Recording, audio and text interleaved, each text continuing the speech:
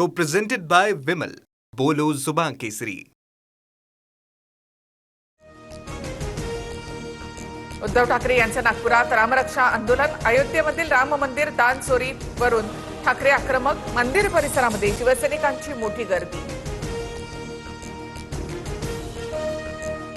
आम्ही रामरक्षक आहोत, मंदिरामधील तिजोरा लुटताय, हेच हिंदू राष्ट्र का? उद्धव ठाकरे यांचा हल्लाबोल. अयोध्येमध्ये मंदिराच्या नावाने जमीन घोटाळा झाल्याचाही आरोप. उद्धव ठाकरे यांना श्रीराम लक्षात आल्याचा आनंद.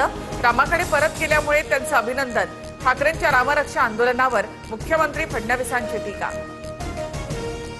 मंदिराच्या तिजोरीवरील डल्ल्यातून आमदार खासदार विकत घेतले होते. गद्दारांमध्ये हिंमत असेल तर भाजपला प्रश्न विचारा, उद्धव ठाकरेंचं आव्हान. देवेंद्र फडणवीस महाराष्ट्राचे राम, औरंगजेब आमचा भाऊ असं उद्धव ठाकरे म्हणाले होते. ठाकरेंनी कुराणाचं पठण करावं. रामरक्षा आंदोलनावरून निलेशचंद्र मुनींचा निशाणा.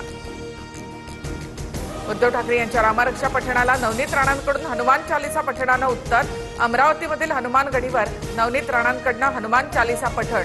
ठाकरेंची रामरक्षा नव्हे तर पक्षरक्षा असल्याची टीका. सनाम वांगचुक यांना ताब्यात घेत पोलिसांनी रुग्णालयामध्ये दाखल केलं. पोलिसांच्या कारवाईनंतर उपोषणस्थळी गोंधळ. दिल्ली हायकोर्टाचा आदेश आणि डॉक्टरांच्या सल्ल्यानुसार कारवाई केल्याचं पोलिसांचं स्पष्टीकरण.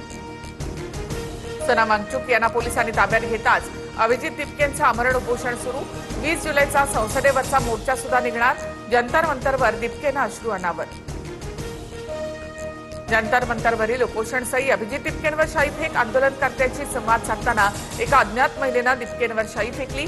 काही काळ तणावाचं वातावरण. दिल्लीमध्ये 20 दिवसांपासून आंदोलन, मात्र सत्ताधाऱ्यांकडून दखल नाही. वांगचुक यांना अटक केली तरी आंदोलन सुरूच राहणार. शरद पवार यांचा आंदोलनाला पाठिंबा. शिक्षण मंत्र्यांच्या राजीनाम्याबाबत सरकार बघ्याच्या भूमिकेत असल्याचीही टीका. धर्मेंद्र प्रधान यांना सोनं लागलंय का? वांगचुक यांना बळजबरीनं ताब्यात घेतल्यानंतर उद्धव ठाकरे यांची संतप्त प्रतिक्रिया. आणखी किती वेळीनंतर शिक्षण मंत्र्यांचा राजीनामा घेणार? ठाकरेंचा सवाल. एनडीएमध्ये येण्याआधी विलिनीकरण करा, भाजपची राष्ट्रवादी समोर अट. सूत्रांची माहिती. जयंत पाटलांनी मात्र विलिनीकरणाच्या चर्चा फेटाळल्या. आमचे आमदार खासदार सर्व पवारांसोबतच. जयंत पाटलांचं स्पष्टीकरण. Co-presented by Vimal. बोलो जुबान केसरी.